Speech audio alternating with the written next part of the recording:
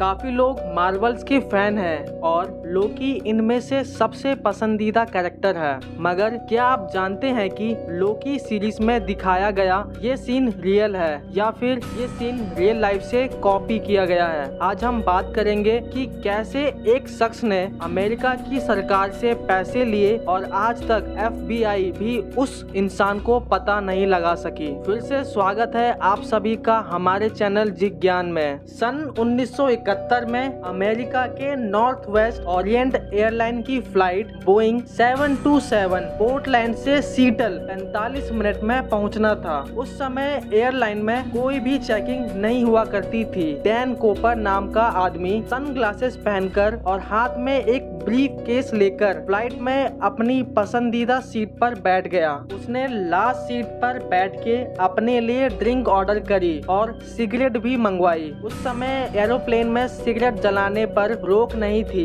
2:58 पर plane take off होता है और टेक ऑफ होते ही डैन कूपर ने पास में बैठी एयर होस्टेस फ्लोरेंस शाफनर को एक एनवलप पकड़ा दिया। जब उसने ये लेटर पढ़ा तो वो काफी डर गई, क्योंकि उस लेटर में लिखा था, miss I have a bomb here and I would like to sit by मी।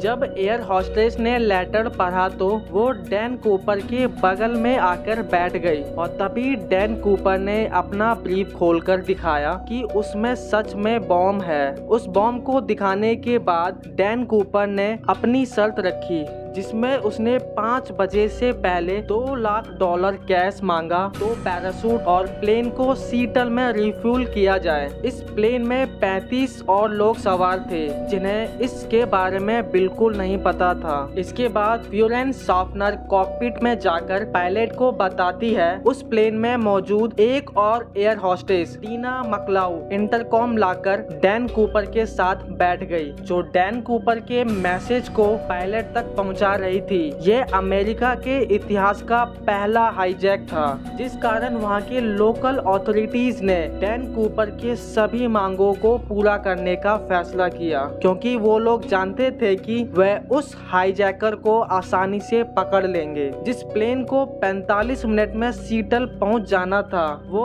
अब एयरपोर्ट के ऊपर 1.5 घंटे से उसके चक्कर काट रहा था और उन 35 पैसेंजर को बताया गया कि किसी टेक्निकल प्रॉब्लम की वजह से लैंडिंग में डिले हो रही है। इसी के दौरान सीटल नेशनल बैंक से $20 के 10,000 नोट निकाले गए और इनके सीरियल नंबर नोट कर लिए गए, ताकि जब भी उन नोट्स को यूज किया जाए तो वो हाईजैकर पकड़ा जाए। और वहीं से 2 पैराशूट भी मंगवाए गए। 5:45 पर प्लेन लैंड हुआ। तभी डैन कूपर को पैसों से भरा बैग, 2 पैराशूट और प्लेन को रिफ्यूल करवा दिया गया। डैन कूपर ने सबको प्लेन से जाने की परमिशन दे दी, सिवाय 2 पायलट और 2 क्रू मेंबर के। डैन कूपर ने फिर से प्लेन को उड़ाने का इंस्ट्रक्शन दिया और टीना मकलाउ के थ्रू पायलट्स तक कुछ इंस्ट्रक्शन भिजवाए। उसने पायलट्स के लैंडिंग गियर और विंग्स को ओपन रखे, ताकि प्लेन का अल्टीट्यूड 10,000 हो और स्पीड 320 किलोमीटर पर आवर और प्लेन को सीधा मैक्सिको सिटी ले जाया जाए। पायलट्स सभी शर्त पर राजी हो गए, मगर उन्होंने डायरेक्ट मैक्सिको ले जाने से मना कर दिया, क्योंकि प्लेन में इतना फ्यूल नहीं था। इसलिए पायलट्स ने डैन कूपर को रिफ्यूलिंग के लिए 2 ऑप्शन दिए, एक रेनो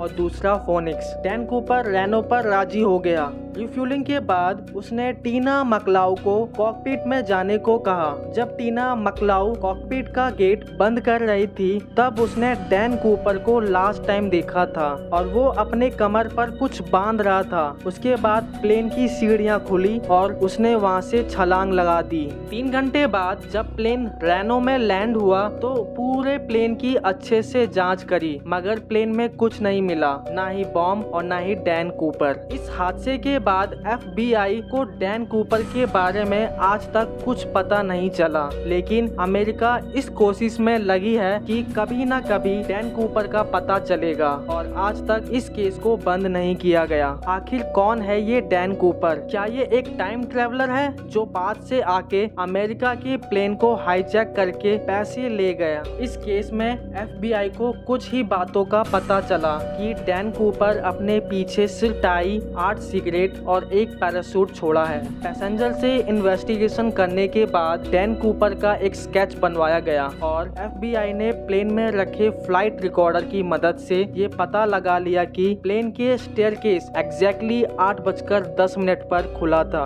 इन इंफॉर्मेशन के बाद FBI ने एक सर्च लोकेशन तय किया, लेकिन वहां पर भी डैन कूपर का कोई पता नहीं चल सका। FBI वालों को लगा कि डैन कूपर मारा गया होगा, मगर 9 साल बाद 1980 में कोलंबिया रिवर के पास एक बच्चे को $20 की 3 गड्डियां मिली, जो टोटल $5,800 थे। उस बच्चे के पेरेंट्स उन नोट्स को FBI के पास ले गए और उन नोट्स के सीरियल नंबर डैन कूपर के नोट से मैच हो गए। FBI के लिए इन नोटों ने एक प्रॉब्लम खड़ी कर दी, क्योंकि जहां पर ये नोट मिले थे वो डैन कूपर के ड्रॉप लोकेशन से 27 किलोमीटर दूर थी। पहले तो FBI को ये लगा कि ये नोट पानी के रास्ते उस बीच पर पहुंच गए होंगे, लेकिन इन्वेस्टिगेशन में पता चला कि वो नदी के अपोजिट डायरेक्शन में फ्लो करती है और वो नोट किसी भी हालत में वहां तक नहीं पहुंच सकते। आज भी डैन कूपर को हर जगह ढूंढा जा रहा है, पर उसका कोई पता नहीं चल रहा। आशा करता हूँ आपको ये वीडियो बेहद पसंद आई होगी। ऐसी और वीडियोस के लिए हमें सब्सक्राइब करना ना भूलें।